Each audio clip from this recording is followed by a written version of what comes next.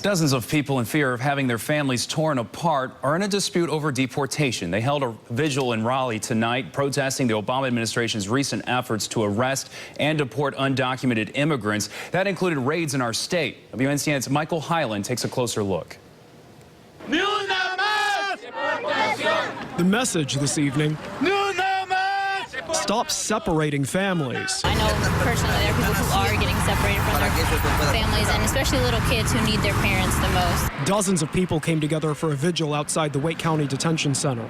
Gabriel Martinez spent part of the time in this makeshift holding cell. Families get separated.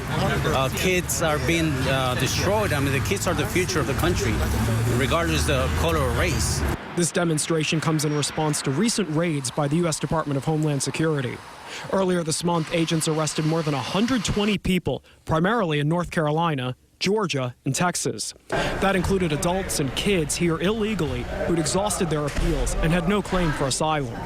The balloons and stuffed animals here represent kids being forced back to their home countries. Families that have been pushed out of their countries due to violence, drug wars. Civil rights groups have questioned the legality of how the raids were carried out. In a statement, DHS Secretary Jay Johnson says, "I know there are many who loudly condemn our enforcement efforts as too harsh, but we must enforce the law consistent with our priorities." No justice, no peace.